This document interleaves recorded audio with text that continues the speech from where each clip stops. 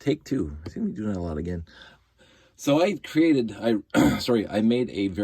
started with the best of intentions to create a very quick video about my progress on my experiment to make a touchless way of interacting with this thing.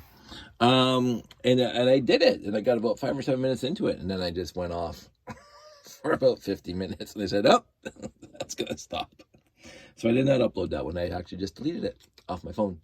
So I'm going to start again and hopefully not go off on this long, unnecessary. And when I say, because you guys got enough of my tangents, I mean, thank you for sticking around for them. But there are certain things that I went into and that we don't have to go into in the public forum. So anyway, so here we go. So what I did is I wrote a quick little program. This is disconnected. So this guy is not connected. This is not connected to this right now. And basically, here's the RCX, and here's the light sensor. And basically, the program pulls the light sensor, saves the information, waits 1/10 of a second, and then pulls the light sensor again. And if the difference between the two pull numbers is greater than 50, it will beep. That's perfect. Now, it's set to raw, so it goes from 0 to 1,000, or 0 to 999, I think maybe 1,000. So it's not set up, it's set up as the light sensor port and raw data. You're going to get false positives every once in a while, and what I notice is that when the light's straight above, so it seems to work fantastic if there's a light above it. But if I put it this way, because there's no light shining at it, right? So, and the idea is that I'm going to build these little cute little modules, like on little tables, little whatever, maybe like 5 by 5 or 10 by 10, that you can just throw it on top of the table with some sort of decals or some sort of information on them. So wave your hand over it, and this thing will do something. So it's always going to be pointing straight up. And usually at a show, there are lights above from the ceiling, but I can't count on that. So, again, I don't mind the false positives if you change it around. But see, that's absolutely perfect, right? Now I could narrow it down. So if I point it at the ground too, so it's pointed at the table, and that works too, right? But that's because the cloth is black and my hand isn't. But I'd rather have it pointing up, and then people just wave their hand above it. But I'm going to come up with something. I'm going to do some testing in various locations of the house. And if it's a darker room, I don't know what I'm going to do, because, again, I don't think that would be censored. If I don't think it would be seen if you're waving your hand above this thing in a dark room without it breaking the light. If there's, I can't even speak. If there's no light stream to break. So I may have to build these tables or these little supports for this thing with some sort of overarching and having a light shine down.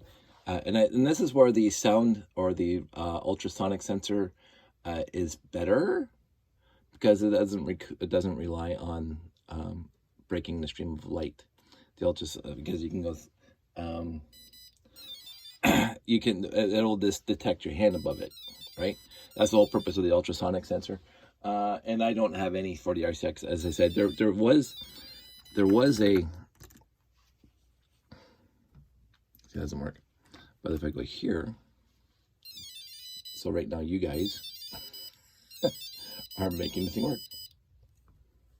There you go. I think there was a third party, and I can't remember the guy's name. He was really good. He was really good in the building the RCX third-party sensors, High Technic or something. I can't remember now. It was a long time ago in the Galaxy 404. I sent him a bunch of emails back in the day, and I think I actually got a few of his sensors for the NXT, and one of those sensors was the IR sensor for the NXT. So the RCX could communicate directly with the NXT. Not that I ever got that working, but I have that sensor somewhere in my pile of sensors for the NXT. But in the end, I think this is a good start. And, you know, I can make it a little more, even my finger's setting it off, which is kind of neat. And put my finger on it.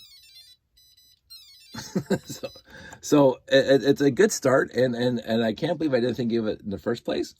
But I'm looking forward to, now that I know that it works reasonably well. There's me setting it off again. It works reasonably well enough to take it to the next step, which is to build something, some sort of whatever thing they go out on the table and have a wire going back to the RCX, which now will not be in this thing anymore. It'll just be behind that thing. So that's what I'm going to do. I'm going to build 3 of them, at least 2. I don't know, because there's no way for making a rotation sensor-ish kind of thing. Just have 2. If you wave your hand over one, it'll go in one direction. Wave your hand over the other one, it'll go in the other direction. It's kind of lame for this thing, actually, because the way it spins, I mean, you can tell it changes direction, but in the end, it does exactly the same thing in whatever direction it's going in, which is to look cool. But I'm going to set that up. I'm going to create these little tabletops, these little sensor platforms, and see if I actually have to put a light above it and shining down onto the light sensor. But that's my plan. So, see, 6 minutes. Piece of cake. No tangents. I love my world. I hope everybody out there is doing well. See, that's how the tangent started right there. I hope everybody out there is doing well. And I'm going to call it a day. You guys take care.